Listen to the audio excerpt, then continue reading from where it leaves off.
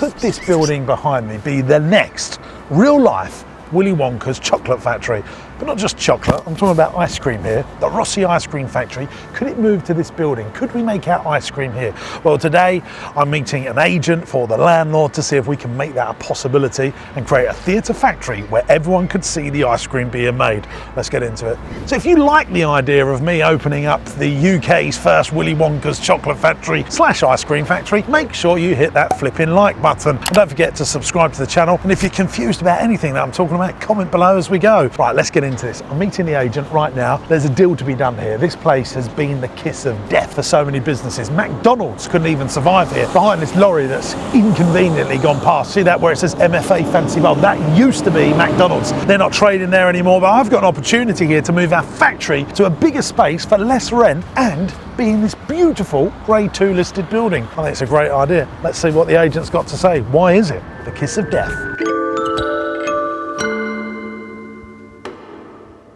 Yeah, my question was, why is this place the kiss of death? Why does everyone come here and foul? Even McDonald's didn't.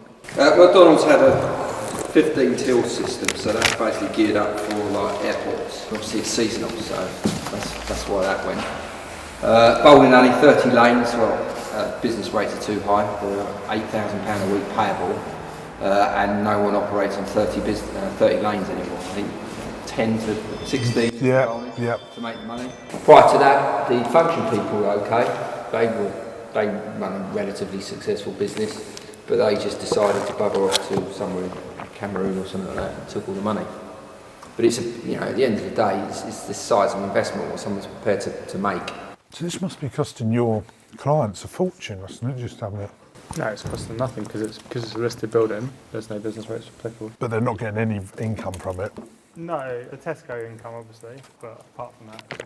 So there's no business rates, but if you're trading, there is. Yeah, it's going to have to be reassessed. What we really need to know is if it's possible to get stuff in and out, like the access. We've got double doors at the back here. There's about 5 or 6 sets. Up on the first floor, we've got roller shutter doors as well. They must have spent millions building this. How could anyone get a return on investment on it?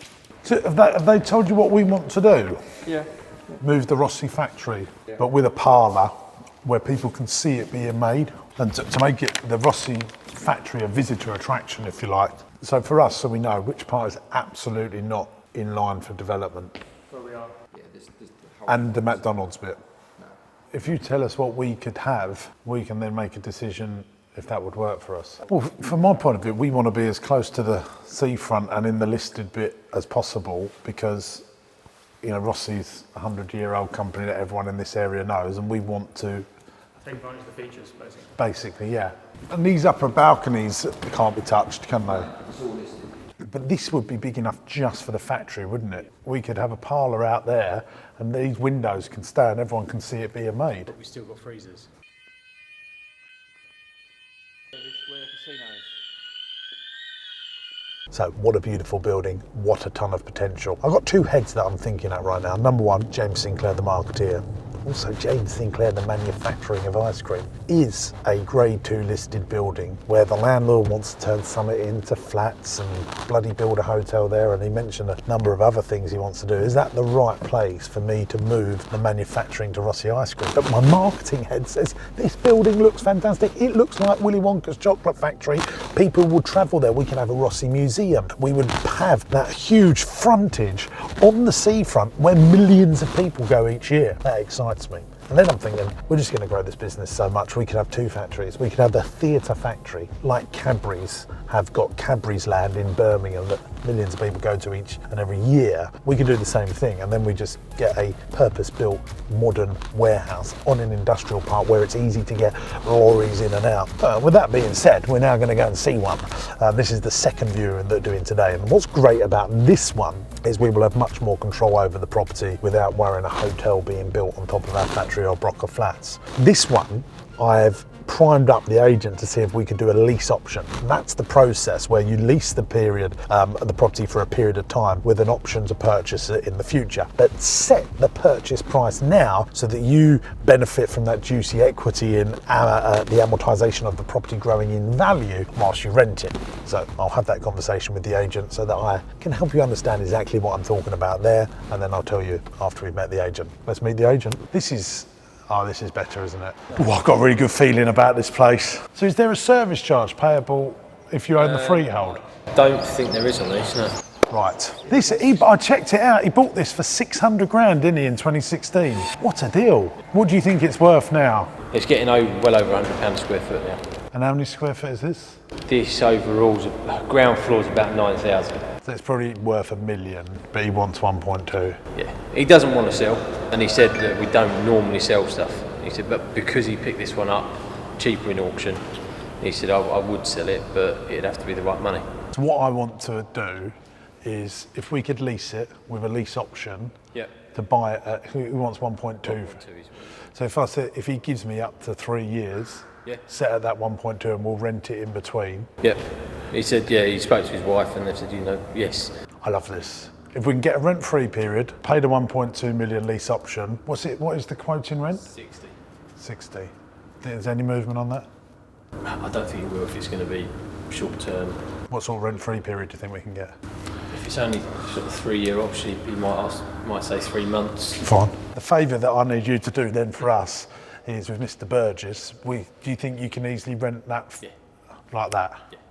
So you're probably thinking, who's Mr. Burgess? Because that didn't quite make sense, did it? Well, Mr. Burgess is the current landlord of the old Rossi factory, the one that's too small for us with our grand plans of expansion. The thing is, when you're in a lease, it's like being in a mortgage deal. If you want to leave the mortgage deal, you have to pay a penalty fee to get out of it. So if we wanted to get out of that lease, that could be quite costly. Luckily, Daryl, the agent that I'm seeing right now, acts for both landlords for the current Rossi factory and the proposed new Rossi factory. I'm making sure that he's primed up to negotiate with that landlord and say, hey, don't worry, we can get a new tenant in that would actually pay you more rent than Rossi's paying right now, and he wins on both situations. That means I don't have to pay a big penalty fee. Let's get back to the video. I'm going to move our offices here as well. Now I want detail because we want people to see the ice cream being made. We're going to sell like theatre ticket experiences. So that mezzanine, they'll be able to watch it all being made, and so we want to keep the D2. And this is great. I've got a really good feeling about it. I thought the quoting rent was 55 grand. Nice try. No, I thought it was. Nah, 60. Okay. Oh, it's exciting, isn't it? This is a good building. So gang, you've seen what I discussed there with the agent. This is perfect for us. Brand new building, easy peasy. It's empty. The landlord wants to do a deal. Everything's stacked in our favour. The Kurzel, the landlord still wasn't sure if he was going to turn it into flats. I don't know if he got from the agent, couldn't really ascertain what he wanted to achieve. Well, here, we can get in, we can move all our offices here. I've got no space for Teddy Tastic. I've got no space for the sand art business we just bought, and plenty of space for Rossi to grow. But look at this, there's lorries everywhere. There's business being happening. It's easier to get in and out. We've got a huge yard space at the back, plus 22 spaces for the front, so we can get all of our staff in here. And I'm going to move my offices here. We have a boardroom and a new studio to make all of our fantastic content where we help people grow their business. In fact, let me tell you about this. I've created the Entrepreneurs University, where you can find out how I do deals like this, how I buy businesses, how I scale businesses, how I get customers, and you can try it free at jamessinclair.net. Let me help you grow your business. Right, let's get back in and make some money. Look at this, gang, it's meant to be. There's a Rossi logo already up. So we used to supply this trampoline park, which was a leisure business when it was open and trading. Let's just talk this through here. There's two questions I think you're asking yourself right now. How does James find these deals? Secondly, about that bloody Willy Wonka factory thing that we went to first of all, is he just going to leave that? I might still try and go back to them and see if we can just put a parlour in there on a really cheap rent, if they would do a great deal on a temporary basis. Still think that's got some legs, but the rent's got to be around £10,000 to £15,000 per year for me to stack that up, and I just don't think they'll go for it. But I'll try, and I'll keep you updated on the YouTube channel. The second one, about finding these deals. How do I find these deals? Well, and you probably see that when I meet people, they seem to sort of know me. Well, it's because I'm always looking at property. I'm always looking at commercial property. That guy there, he's already got my asset and liability statement. He knows what other businesses I've got because I've gone and viewed other properties and not actually got a deal over the line with him, but potential other deals. And so he knows me. And because he knows me, he wants to show me around and he wants to propose to the landlord that this guy is serious. He knows what he's doing. He's got other stuff. So how can you do that? You've got to go out and view stuff. You've got to go and see stuff, building networks and building relationships, and then you can make the magic happen. And I think that is going to be a great option for us. Good transport. Option to buy the freehold. The freehold's too expensive right now. That's the other thing. He wants 1.2 million for it.